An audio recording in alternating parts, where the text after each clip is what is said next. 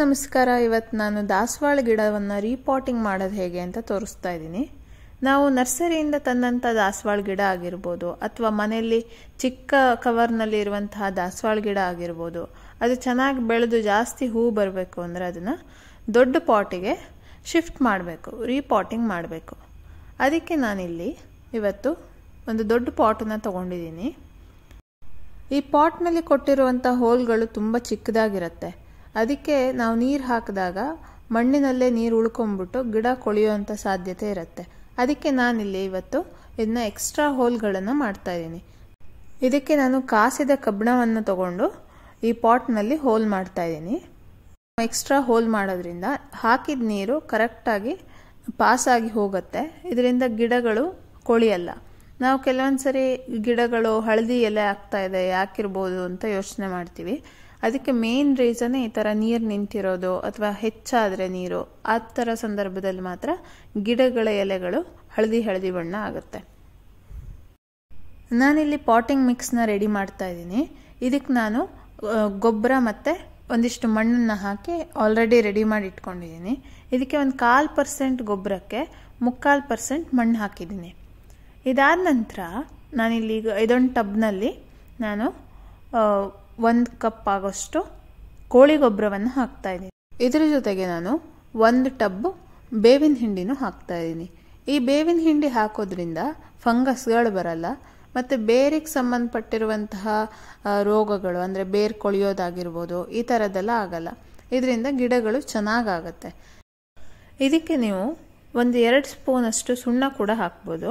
ಇದರಿಂದ ಏನಾಗುತ್ತೆ ಅಂದರೆ ಗಿಡಗಳು ಕೊಳೆಯಲ್ಲ. ನಾನು ಈ ಮಣ್ಣಿಗೆ ಮರಳನ್ನು ಮಿಕ್ಸ್ ಮಾಡಿಲ್ಲ. ನೀವು ಏನಾದರೂ ಗಿಡಗಳಿಗೆ ಹಾಕಿರುವಂಥ ಮಣ್ಣು ತುಂಬ ಬೇಗ ಗಟ್ಟಿ ಆಗುತ್ತೆ ಅಂತ ಅನಿಸಿದರೆ ಅದಕ್ಕೆ ಒಂದು 15% ಅಷ್ಟು ನೀವು ಮರಳನ್ನು ಕೂಡ ಮಿಕ್ಸ್ ಮಾಡ್ಬೋದು. ಈ ದಾಸವಾಳದ ಗಿಡಗಳನ್ನು ಒಂಥರ ಪುಟ್ಟ ಮರದ ಥರ, ಬೋನ್ಸಾಯಿ ಥರನೂ ಮಾಡ್ಬೋದು.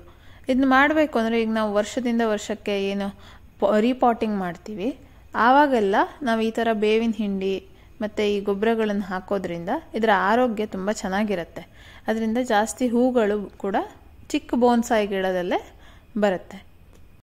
ನಾನು ಈ ಪಾಟಿಗೆ ಬೇಸ್ನಲ್ಲಿ ಅರ್ಧ ಒಣಗಿದ ಎಲೆಗಳು ಮತ್ತು ಹಸಿ ಗೊಬ್ಬರದ ಸೊಪ್ಪು ಅಂತ ಸಿಗುತ್ತೆ ನಮ್ಮ ಕಡೆ, ಅದನ್ನ ಹಾಕ್ತಾ ಇದ್ದೀನಿ. ನೀವು ಹಾಕ್ಲೂಬಹುದು ಅಥವಾ ಹಾಗೆ ಬೇಕಿದ್ರೂ ಡೈರೆಕ್ಟಾಗಿ ಪಾಟಿಂಗ್ ಮಿಕ್ಸಿಂಗ್ನ ಕೂಡ ಹಾಕ್ಬೋದು. ನಾನಿಲ್ಲಿ ಫಸ್ಟ್ ಬೇಸ್ ಲೇಯರ್ ಆಗಿ ಎಲೆಗಳನ್ನು ಹಾಕಿದ್ದೀನಿ.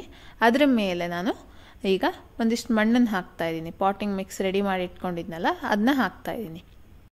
ನಾನು ದಾಸವಾಳದ ಗಿಡಗಳ ಕಟ್ಟಿಂಗ್ಸ್ನ ಸಣ್ಣ ನರ್ಸರಿ ಕವರ್ನಲ್ಲಿ ಬೆಳೆಸಿದ್ದೆ. ಅದೇ ಗಿಡಗಳನ್ನು ನಾನು ಇವತ್ತು ರೀಪಾಟಿಂಗ್ ಮಾಡ್ತಾ ಇದ್ದೀನಿ. ಇದನ್ನು ನಾನು ಸಂಪೂರ್ಣವಾಗಿ ಕವರ್ನಿಂದ ತೆಗೆದು ಸಂಪೂರ್ಣವಾಗಿ ಗಿಡ ಹೇಗಿತ್ತೋ ಅದೇ ರೀತಿಯಾಗಿ ಈ ಪಾಟ್ನಲ್ಲಿ ಇಳಿಸ್ತಾ ಇದ್ದೀನಿ. ನೀವು ನರ್ಸರಿಯಿಂದ ತಂದ ದಾಸವಾಳದ ಗಿಡಗಳನ್ನು ಕೂಡ ಇದೇ ರೀತಿ ರೀಪಾಟಿಂಗ್ ಮಾಡಬೇಕು. ಈ ರೀತಿಯಾಗಿ ನೀವು ನರ್ಸರಿಯಿಂದ ತಂದ ಗಿಡಗಳನ್ನು ಮಣ್ಣಿನ ಸಮೇತವಾಗಿ ರೀಪಾಟಿಂಗ್ ಮಾಡೋದ್ರಿಂದ ಅದು ಹೊಸ ಮಣ್ಣಿಗೆ ಬೇಗ ಅಡ್ಜಸ್ಟ್ ಆಗುತ್ತೆ. ನೀವು ನರ್ಸರಿಯಿಂದ ತಂದ ತಕ್ಷಣ ಅದರಲ್ಲಿರುವಂಥ ಮಣ್ಣನ್ನೆಲ್ಲ ತೆಗೆದುಬಿಟ್ಟು ಬರೀ ಗಿಡವನ್ನು ಮಾತ್ರ ನೆಟ್ಟರೆ ಅದಕ್ಕೆ ರಿಕವರಿ ಆಗೋಕ್ಕೆ ತುಂಬ ಕಷ್ಟ ಆಗುತ್ತೆ. ಕೆಲವೊಂದು ಸರಿ ಸತ್ತು ಹೋಗುವಂಥ ಚಾನ್ಸಸ್ ಕೂಡ ಇರುತ್ತೆ.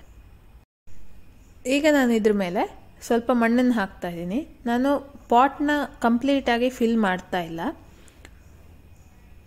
ಇದ್ರ ಮೇಲ್ಗಡೆ ನಾನು ಈ ರೀತಿಯಾಗಿ ಮತ್ತೆ ಸೊಪ್ಪನ್ನು ಮುಚ್ತಾ ಇದ್ದೀನಿ. ನೀವು ಸೊಪ್ಪನ್ನು ಮುಚ್ಚಿದ್ರೂ ಪರವಾಗಿಲ್ಲ ಅಥವಾ ಹಾಗೆ ಬಿಟ್ಟರೂ ಪರವಾಗಿಲ್ಲ. ನಾನು ಇದಕ್ಕೆ ಪೂರ್ತಿ ಮಣ್ಣನ್ನು ಫಿಲ್ ಮಾಡ್ತಾ ಇಲ್ಲ, ಯಾಕಂದರೆ ಒಂದು 3-6 ತಿಂಗಳ ಟೈಮಲ್ಲಿ ನಾನು ಮತ್ತೆ ಇದನ್ನು ಕಂಪ್ಲೀಟಾಗಿ ಫಿಲ್ ಮಾಡ್ತೀನಿ. ಆವಾಗ ಮತ್ತೆ ಇದಕ್ಕೆ ಫ್ರೆಶ್ ಮಣ್ಣು ಕೂಡ ಸಿಗುತ್ತೆ, ಗ್ರೋತ್ ಕೂಡ ಚೆನ್ನಾಗಿರುತ್ತೆ. ಹೀಗೆ ನಮ್ಮ ಕಂಟೆಂಟ್ ಇಷ್ಟ ಆಗಿದ್ದಲ್ಲಿ ನಮ್ಮ ಚಾನಲ್ನ ಲೈಕ್ ಮಾಡಿ ಮತ್ತು ಸಬ್ಸ್ಕ್ರೈಬ್ ಮಾಡಿ ಮತ್ತು ಬೆಲ್ ಐಕನ್ನ ಪ್ರೆಸ್ ಮಾಡಿ. ಇದರಿಂದ ನಮ್ಮ ಕಂಟೆಂಟ್ಗಳು ನಿಮಗೆ ಡೈರೆಕ್ಟಾಗಿ ತಲುಪುತ್ತೆ. Thank you.